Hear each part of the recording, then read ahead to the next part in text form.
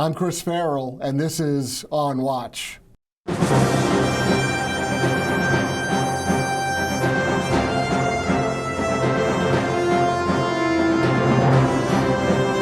to On Watch, the Judicial Watch podcast where we go behind the headlines to cover news and information the mainstream media really doesn't want you to know about, where we try to recover some lost history and explain the inexplicable. Today I have help doing that. I'm joined by Dr. David Azerrad, who is a professor at Hillsdale College's School of Government here in Washington, D.C. Welcome to On Watch. Thank you for having me, Chris. The American public, or the American, culture or society, has been wrestling with something called diversity, equity, and inclusion. What is that? Let me tell you what it isn't. That's a good way to go. I like that. I think what we want to believe is that it's a fringe thing in a few HR departments at crazy universities, right, and amongst millennials. That basically it's a tumorous cancer that could be excised from the system, whereas in fact it has completely metastasized. D.E.I. is everywhere. It's mainstream.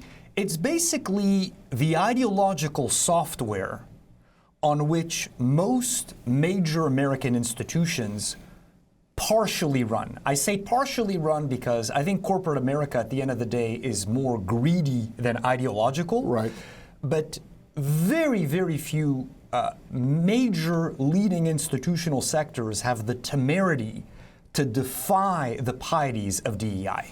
So, I would like to believe, and I guess I'm misleading myself, I would love, and I think a lot of our viewers and listeners would love to believe that DEI is some boutique ideology, like you said, that is resident in a few college campuses and a few corporations like Target or some other, but that it has not metastasized, that it is not everywhere and having infiltrated every aspect of society. So let me give you, there's many ways to define it. Let me give you a commonsensical description of what I think would be its three salient pillars, and then you can see how widespread they are, including on the right, by the way. Sure. So one is the expectation and demand for more or less equal black outcomes with white outcomes. So our fellow black citizens are about 13% of the population.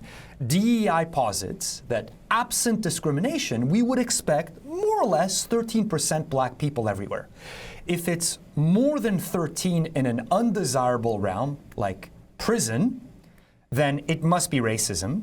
And if it's fewer than 13 in a desirable realm, Fortune 500 CEOs, Fields Medals, then it's also racism. Second pillar is second wave careerist feminism. Basically, we expect women to be 51% more or less everywhere. And honestly, we have a pretty similar script for men and for women. We don't, think of where do we still say no to women? The clergy and a handful of religious congregations, and that's about it. And then the third one is sexual liberation. It manifests itself primarily as LGBTQism, but the underlying premise is that sexuality is only governed and limited by one principle, consent, and that so long as everyone who's participating is consenting, everything goes. If you look at it that way, and not with the excessively academic definition, you'll see that it's everywhere. America is obsessed with boosting black representation, and that includes the Republican Party, it includes conservative organizations. You see it on the right. If you have a meritocratic admission standard for your scholarship in Kansas, and you end up with no black kids, even though you're not discriminating, you feel bad. You'd like there to be one. If you end up with one, he'll be on the cover page of the annual report, because the right too feels the need to signal that we have to use, I like Ta-Nehisi Coates' formulation, there are black bodies that are here too, and they lend moral legitimacy to an organization. Then on feminism, there's, opposition to that ended with Phyllis Schlafly. There are no mainstream voices on the right that are critical of feminism. There are crazy alt-right voices like Andrew Tate and, anonymous kids online that are saying that are outright misogynistic, but that's not what I have in mind. I mean pushing back against the idea that men and women need to be intertwined everywhere, that we need 51% everywhere. And then on sexuality, the right put up a fight on gay marriage, lost, and honestly now is saying no to the transing of kids, but that's about it. In terms of the transing of adults, that's also pretty mainstream. The opposition to homosexuality, to gay marriage has disappeared. So it's everywhere. And I would add, this is what maybe worries me the most, is it has the backing of the civil rights regime, meaning it's embedded in our laws. So it's true that the laws do not demand equal racial outcomes, but the way that the laws are interpreted says that basically disparities are suspicious. And everyone feels the pressure in America to close racial gaps, to close gender gaps. So I think it's widespread. And I would say the reason it really matters is it's completely un-American. I mean, take it from a Canadian who is a deeply patriotic American and who, God willing, will soon become an American. America's at its best based on the idea that the best man gets the job, and that we are meritocratic, competitive, and that we admire winners. This is about redistributing to people who can't compete. It's about doling out positions on the basis of skin color, sexual orientation, sex, not on the best man wins. That was a very strong, very solid explanation of the circumstances that we're in. And really, you've articulated it in a way that I have not heard many others lay it out in a very clear fashion. So thank you. I feel you're setting up a but. No, okay. There's no but. There's no but. I guess my only observation would be that, cynically speaking, this is just rank tokenism. We're selecting individuals, and we're sort of rank ordering things, and we're going through a process that completely abandons the meritocracy, right? And I'll get to it in a second. I'll talk about the military because I think that's a very, very important point. Yes. We're abandoning, I don't give a damn who or what you are. Can you do the job or not? Are you the best person to accomplish this? And that's what I'm interested in. So that's been abandoned completely. And we're just going for ethnographic, whatever identity that you need to fill in your chart to make yourself, and it's not equality, it's equity, two very different things. Correct. Which our audience is very smart. They get the difference between equality and equity. But Chris, can I push back on one thing? I wouldn't say completely. Because look, if we had abandoned it completely, planes would be falling out of the sky every day. So America today so the good news is it's not complete. The victory is not complete in the sense of America is a strange hybrid. You look at the corporate sector, at the end of the day... The good news is we're schizophrenic, right? We have two completely different ideologies running simultaneously. Yeah, and I think what you see, look at the phenomenon of woke capitalism. What's basically happening is the corporations, by and large, you mentioned Target, there are exceptions where they really screw up, but are in the business of making money. And they realize that the wokeness is not compatible with that. So what do? They genuflect. They do performative wokeness. Right, ESG ratings. They fly the flag. Right. They hire a few token diversities, park them in the cost centers, right, HR. They don't put them in engineering and sales. And then they move on. So it hasn't fully conquered the whole of America. And then second, I would say, the majority of the public, look, depending on how you ask the questions, as you know, polling is not exactly a science, it's more of an art. You'll get solid majorities of Americans who just don't like this. Now look, if you package it with euphemisms like affirmative action and not discriminating, people say, obviously, that's different. But if you put it straight up to them, do you think the best person should get the job? Do you think we should dole out desirable positions on the basis of sexual orientation, race, and sex? You'll get solid majorities of Americans to say no. So to me, that's encouraging because it shows that what's missing is leadership on our side to fight back more aggressively against that. There has been some. The right has not fully capitulated, but I think there could be more. Who are some strong leaders and what are some successes? Well, I'd say, first of all, there's the defiant temperament of people like, Trump, Elon Musk, and Tucker Carlson. I think they're the three most important people on the right. I heard the speaker just a couple days ago say that men are men and women are women. Yeah, but he would not have said that on his own, I take, 5 years ago. This is where I love Pat Buchanan, but there's one quote of his in particular I love is that courage is contagious. Right.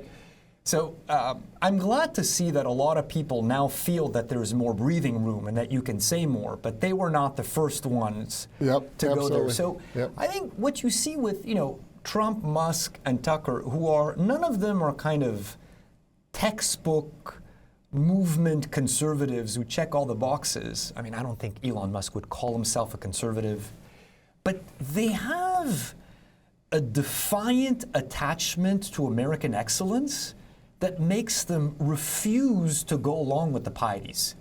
And that when someone levels the baseless charge of racism, which is really the left's most powerful tool, is the bogus accusation of racism.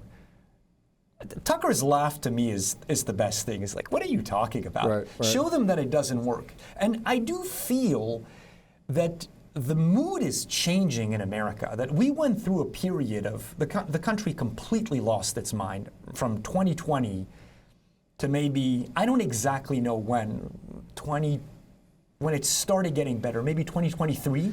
But there was this period where America lost its mind. And now I'm not saying we're gonna win and it's all over, but the tide is shifting in the other direction. The left has so overplayed its hand. Like, look, if everyone's a racist, then maybe no one is at the end of the day. You feel that people are not as, like if I told you that the New York Times called me a racist, I don't think you would say, well, I can't have you on my podcast. You'll say they call everyone a racist. They've lost their credibility. So if a mainstream outlet, or let's just say a legacy outlet, whether it's the New York Times or really any of the big, what we used to think of as big media, there's an end run around them, number one. Tucker's an example of that. Joe Rogan's an example of that. Absolutely. Where people are just talking over their heads and just gone by them. But it's almost a badge of honor, right? So if you show up in a New York Times article and they're saying, well, you said something mean, it's kind of like, well, congratulations, way to go. And there's a lot of people who look at it that way now.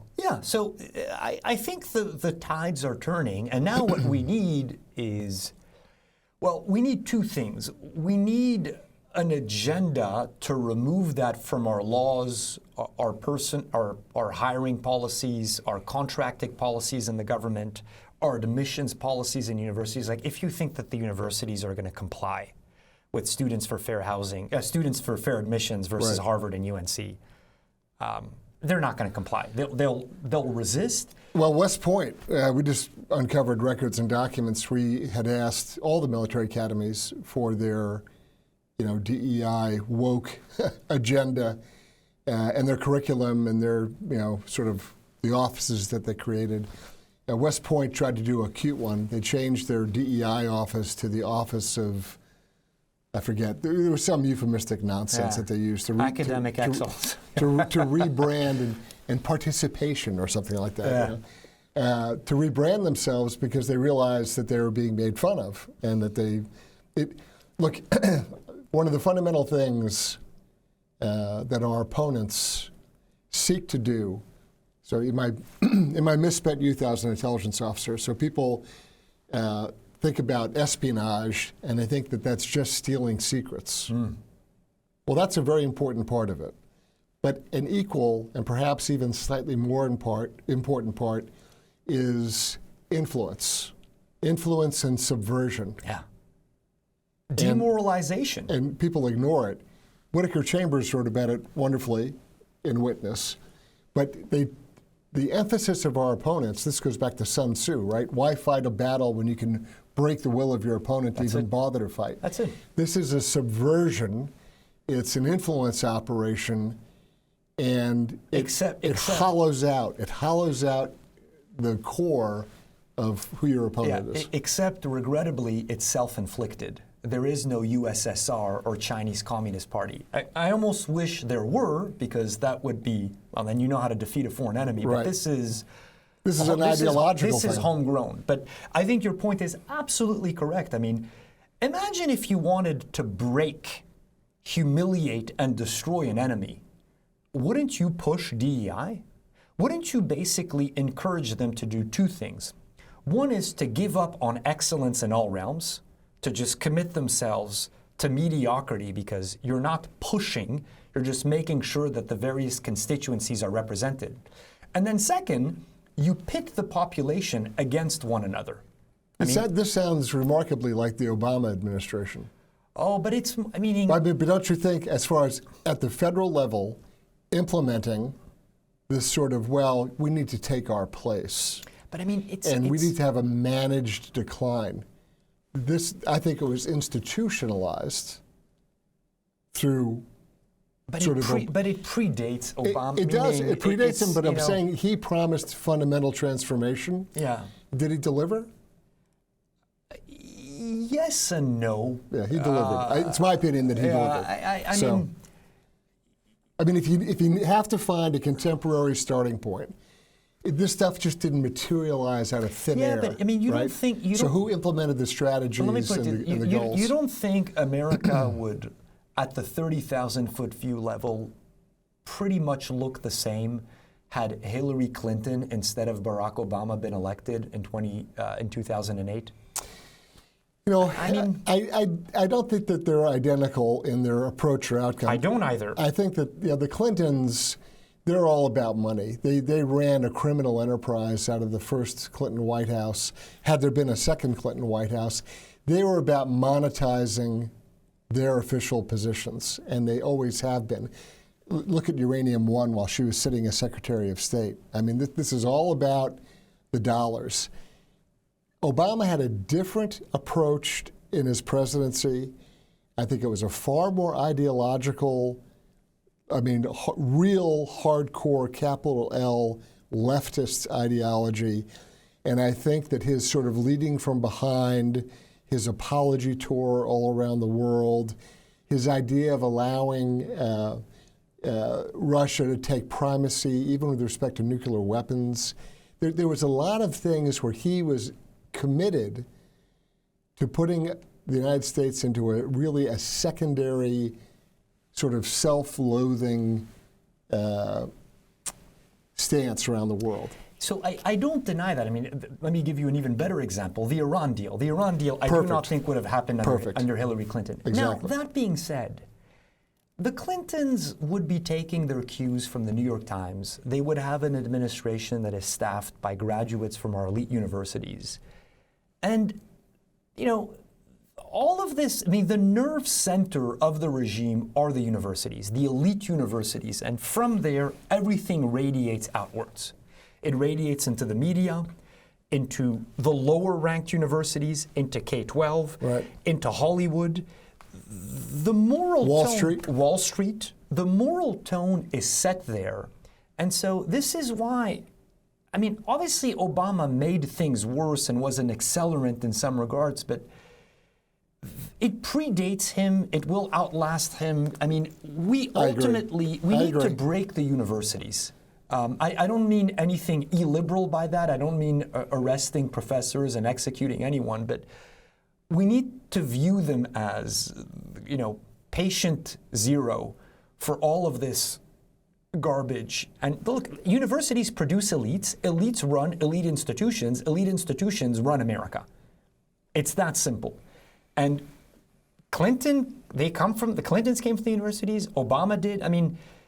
We need to have a much more aggressive approach to the universities. And I'm cautiously hopeful that Trump's second term will yield some progress in this regard. So there's a handful, obviously, of you now teach at Hillsdale, obviously. Yes, one great exception. But an alma mater of yours also is the University of Dallas, which is another outstanding institution. And you can rattle off a few others. There's Liberty, right? There's Christendom College out in Front Royal, Virginia, right nearby. So there's a handful of these smaller colleges that are kind of old school liberal arts, but they're a handful. I mean, give me a couple of other ones that come to mind. But more importantly, most of them just don't have the financial resources and the prestige of a Harvard, a Stanford, a Yale, a Dartmouth. If they're not name brands like Harvard, Stanford. Meaning, if you show up at Wall Street with a degree from Christendom, doors are not opening up for you in a way that if you show up with a Harvard degree. Right. So at the end of the day... But there's a few discerning folks out there that would say, hey, wait a minute, you're exactly the guy or gal that we're looking for. But we need, meaning the tone, like how many Ph.D.s at, some of these good universities, they need to publish in the journals that are edited by their colleagues at Harvard, Yale. Right, Meaning they can't even the get a look top universities set the tone for the academy. I mean, they're the madrasas of the left. I mean, that's really they are. That's a very good way of putting it. They are the madrasas, and we should, I think, defund, investigate, and then most importantly, I think humiliate. I think there are many things I admire about President Trump, but one of them is the gift of insulting nicknames to humiliate opponents. I know people say it's unbecoming.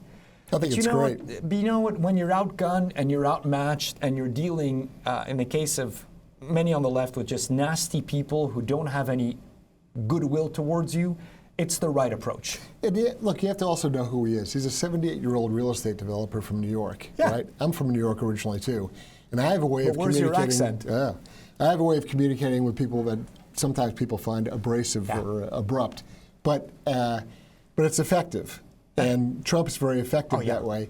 So, like, for example, you see, after October 7th last year, you have these elite universities holding these pro-terrorist, pro-Hamas rallies.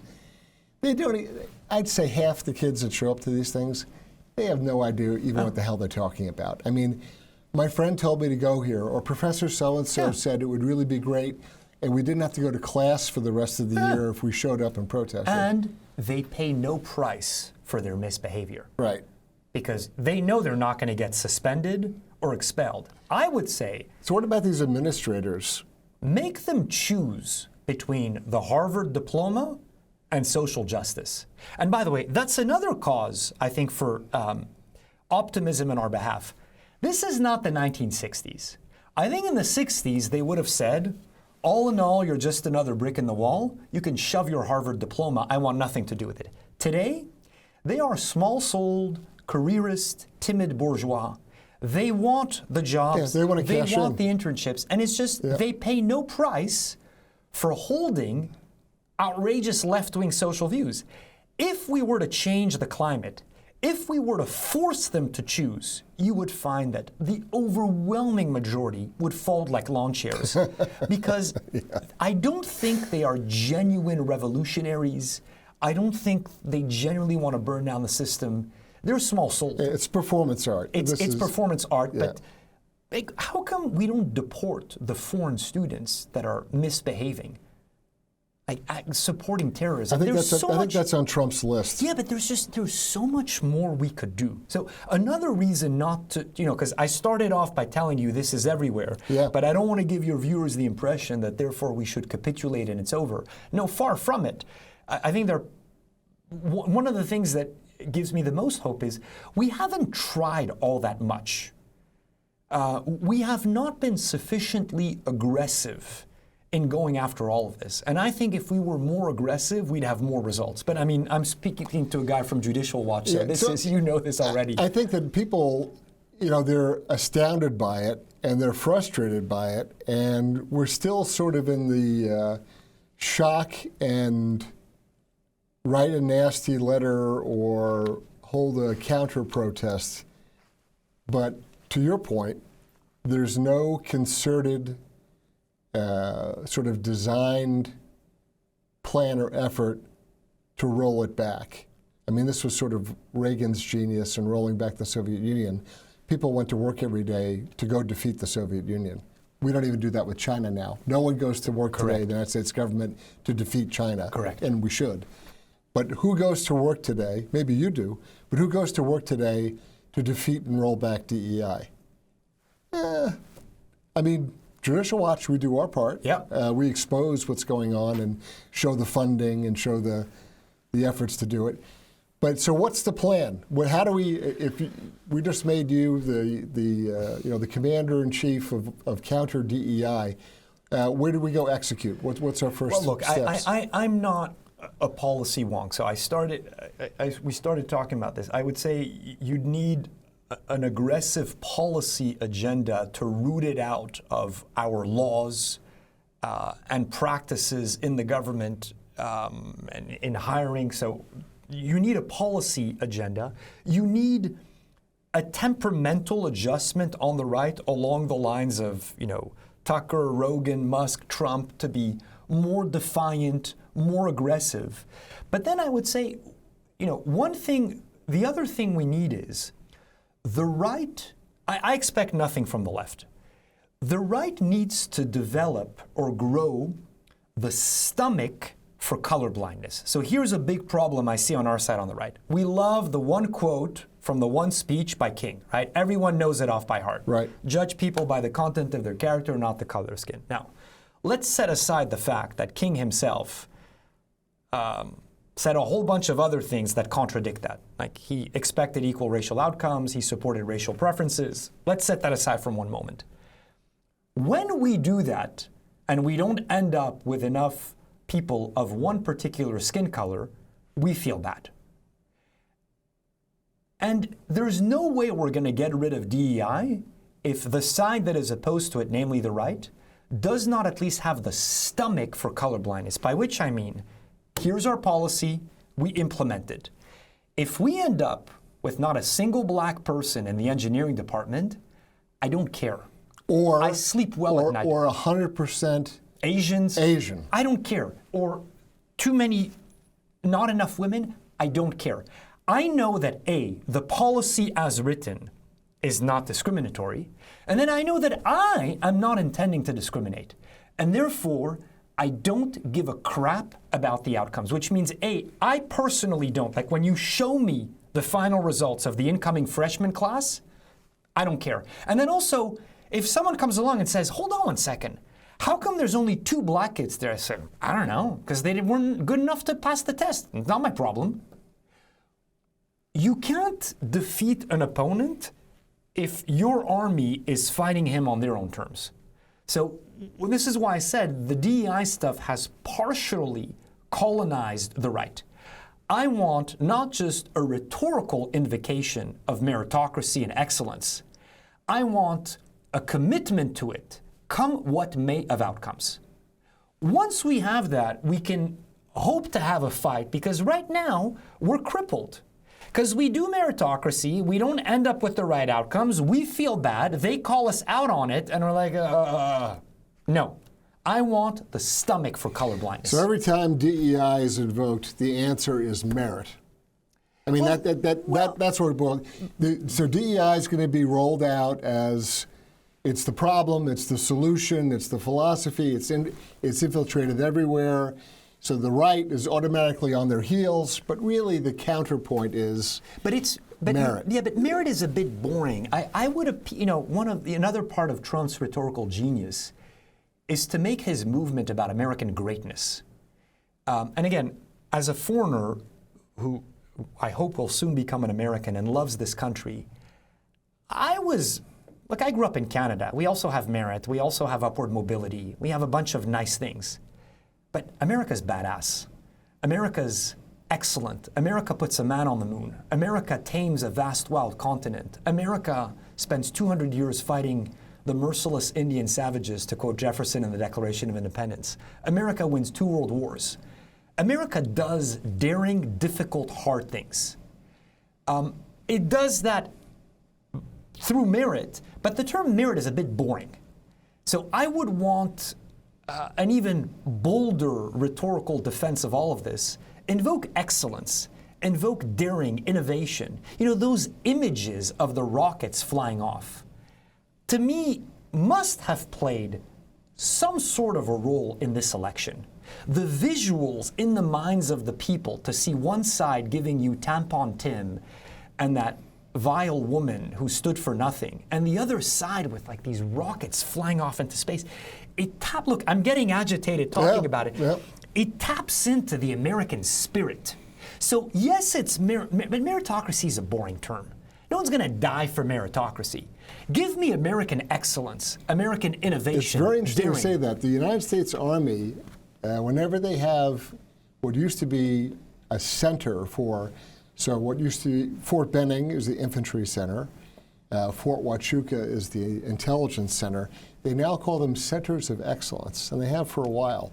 So the Army, like pre-DEI, had adopted this notion of excellence. Excellence is the standard. We're not showing up just to kind of check the block and be average. The objective, the goal was excellence. But is that the right standard? I mean, what about ruthless? What about fierce? What about badass? Meaning, I realize... Or greatness, right? Yeah, I realize that, you can't talk this way, but I don't want... I mean, yeah, of course I want an army to be excellent, but I mean, we're more than excellent. You know, there's this meme on the internet with the Delaware crossing by Washington, and it says, "America will murder you in your sleep on Christmas Eve." And I want more of this tapping into the masculine energy in America, which, of course, doesn't mean, let's throw in all the disclaimers. Misogynist, you're a misogynist. No, of course that's what they're going to scream, that's right? ludicrous. But that needs to be unshackled, and DEI is an attempt to suffocate the American spirit. We're very busy apologizing for Yes. who we are, what we've done, where we've been. That's it. That's really... and it breeds small thoughts in people. And it's another point of distraction, right? You have a resentment, right? Hey. People harp on, and they cultivate, and they nurse, and they tenderly care for and try to grow resentments. Of course. So it fosters resentment, it fosters the bad, small d, democratic conscience at inequalities. Now, we need to harden our spines a little bit, but there is appetite for that. I mean... I think we just had it demonstrated for us a couple of weeks ago, loud and clear. Let me give you another example is, why did the online bro right explode? Which is, has some good stuff, but has a lot of insanity in there too. I think because the mainstream right was not speaking to men. The mainstream right was, kind of a Mitt Romney, Paul Ryan, wonkish, polite. And young men felt that America was more feminized than it should be, that masculinity was being pathologized. Can you imagine any of those characters you just mentioned going into a UFC fight in Madison Square Garden? No. No. Look, Which to me was a thing of beauty. Look, it doesn't get any better. Personally, I don't like UFC or wrestling. It doesn't speak to my sensibilities. It is a very brutal contact sport, that's for sure. Masculinity should not be barbarism. You can think of it as a scale. There's wimps, barbarians. Right. Masculinity is this in-between construct. And that's why, I think a lot of the online bro alt-right is more barbaric than masculine, but young men went there because no one was defending masculinity. They were repulsed by the extreme that was being offered them. Correct. And so if you want, overcorrecting on the other side, but again, this creates an opportunity for the mainstream right to defiantly champion these things in a bold way, but that avoids the twin pitfalls of the kind of feminized, wimpish right and the barbaric, misogynistic alt-right. Correct. Very good. So what are your prospects for us being successful in rooting out, particularly in academia, this mentality, well, I guess what Elon Musk would call a mind virus? I don't know about the long term, but it seems to me that the lowest hanging fruit right now would be public universities in red states. So I moved to the US 20 years ago. I've been told since I got here that there's always 20 or so states where there's full Republican control, the governor and both houses.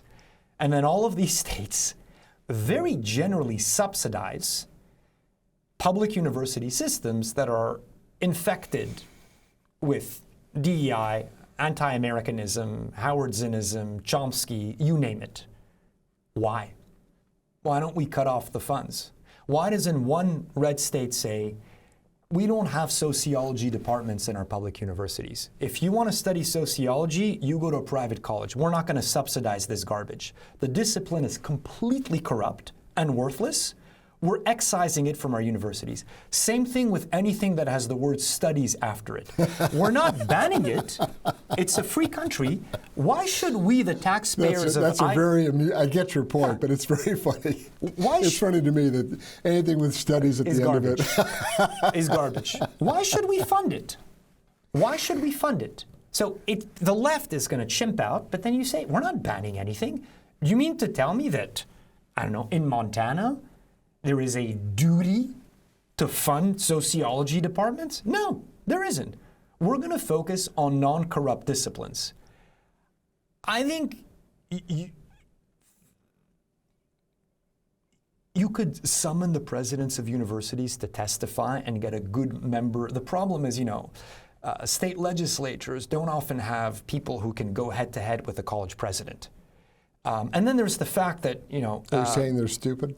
No, they're not stupid. I'm just baiting but they're intimidated by the credential, right? And they're not as verbally nimble. Right. And then look, one problem, though, is the football and the sports.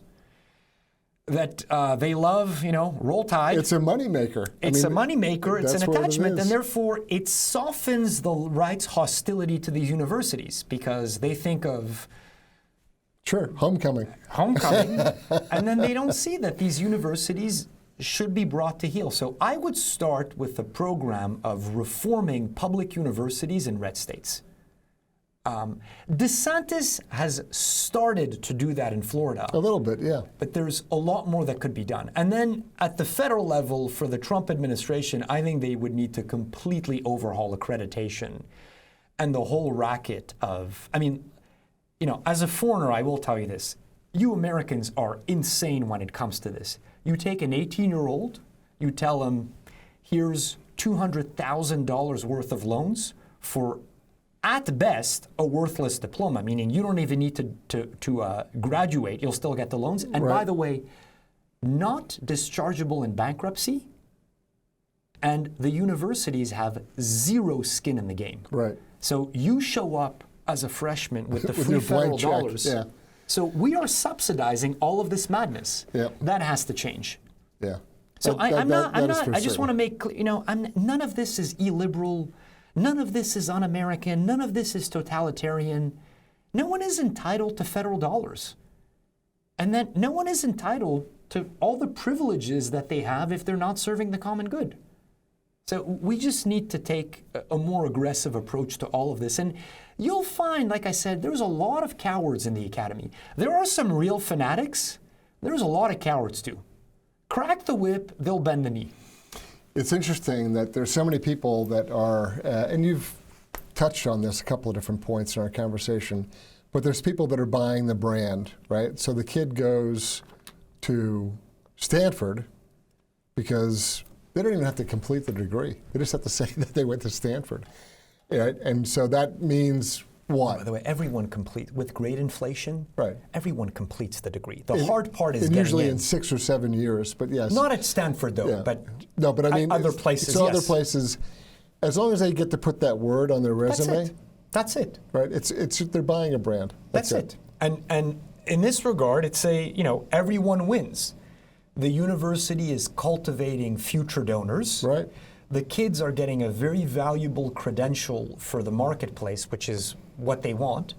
And then the faculty is largely left alone to do their worthless or evil research.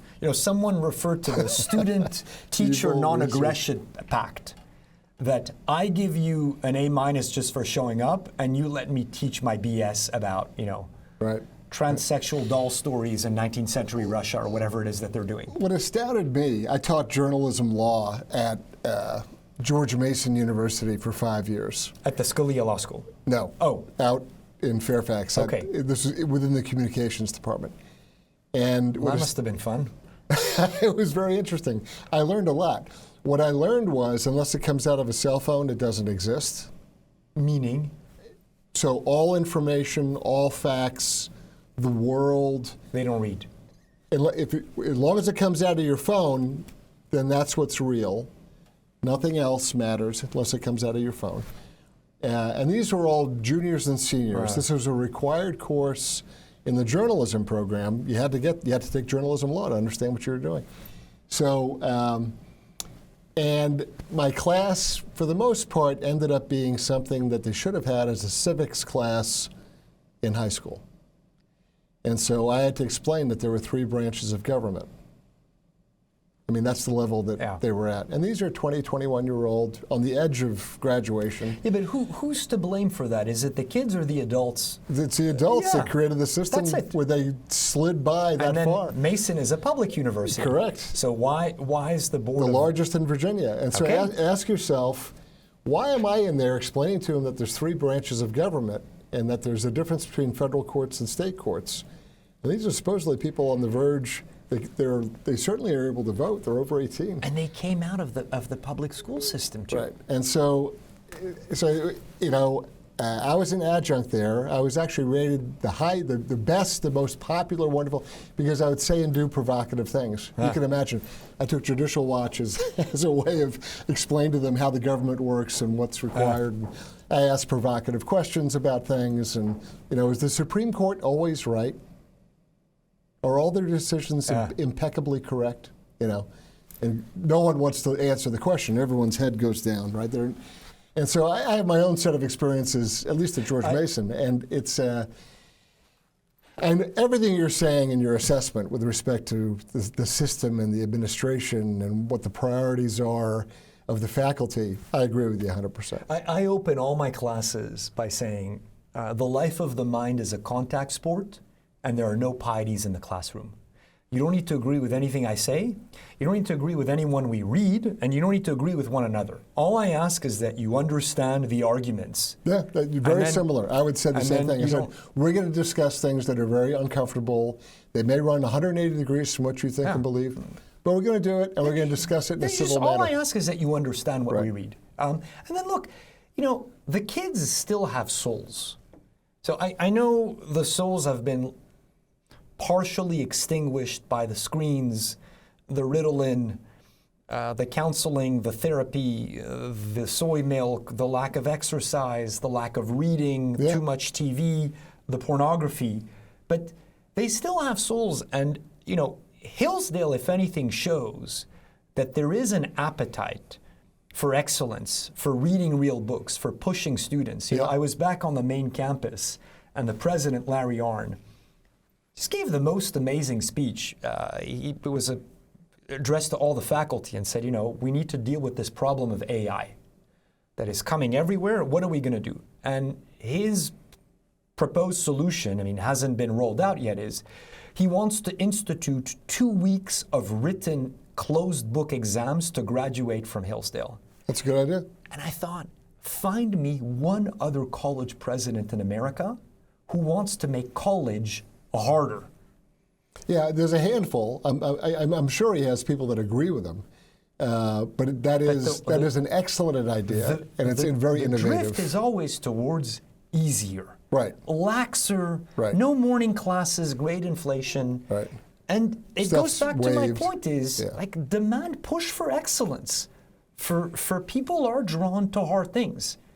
And not everyone is, but there should be more of that. And people, I can tell you that the students that I had, probably not Hillsdale students, but students at George Mason, when I would ask very difficult, controversial questions or topics, and I wouldn't, give them the answer, surprise, surprise, I would just throw the question out there, I would be met with stunned silence. So let's discuss the Dred Scott decision. I mean, how does that compare? Are there any parallels or comparisons between issues concerning the pro-life movement and abortion and Dred Scott? Very awkward. And this is, of course, pre the decision of the Supreme Court of late. So this was a moment of real disturbance, a real conundrum, a lot of heads down. And not just once or twice. This is over 5 years, several classes, There's a fear, at least at George Mason, there was a fear of discussing anything controversial, anything where there would be polarities or real divide on particular issues, and a desire, an avoidance at all costs. So one of my friends who teaches at Georgetown, I was talking to him yesterday on the phone, he was telling me how Georgetown actually has a pretty good speech policy on paper. He says the problem is that the kids are afraid to say anything. Correct. Because of social ostracism and social media. That Correct. You're going to say something in class, and your classmates are going to, report you not to the administration, but repeat to others what you said. And so the climate of opinion is also a problem. It's not just the policies on the books. Do you know who would spontaneously react to crazy, controversial issues that I would bring up? Foreign students. Yeah.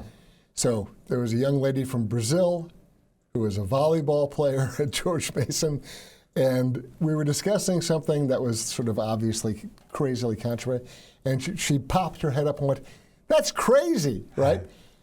The other students in the class all had their heads down. So a foreign student she hadn't been socialized, right? She hadn't been. Yeah, she didn't go through 12 years of public schools. Her instinct was, why the hell would you do that? Yeah. And that's a very natural reaction. And it's so un-American because Americans are known for their frankness, their bluntness. I mean, this is part of Trump's appeal. He kind of says out loud what the rest of us whisper. Yeah. And we've always been a blunt, frank people. And it's unbecoming of Americans to be timid and whispering all the time. Amen. Let's hope we return to that. Amen. Listen, David, thank you very much for joining us. I'm going to give you the last word. Do you have a point that you'd like to drive home? And two-part final word. Any last word that you want to say? And then number two, where can people follow your work, your writing, your teaching? How do they follow your? Yeah, I'm not very online. So if you want, you can Google my name and see what I've written and talks I've given. You did an article in Chronicles about a year ago, which was excellent. I can commend that to people. Yeah, so I've been critical of MLK, for example, and the worship of MLK on the right, but I'm not on social media. But if you type my name, you can see what I've written online. And in terms of closing words, we're going to win. Take it from a Canadian, it would be the most un-American thing to give up on America. Very good. And I agree with you 100%. We are going to win. So thank you for your time today. We really appreciate it. Dr. David Azerrad is a professor at Hillsdale College, their graduate school here in Washington, D.C., Graduate School of Government. So please be sure to share this podcast with friends and family. We enjoy and we appreciate your taking time to follow us. Please be sure to subscribe. You can email us at info@judicialwatch.org to give us your comments, your suggestions. We always look forward to hearing from you. Thanks again for joining us. I'm Chris Farrell on Watch.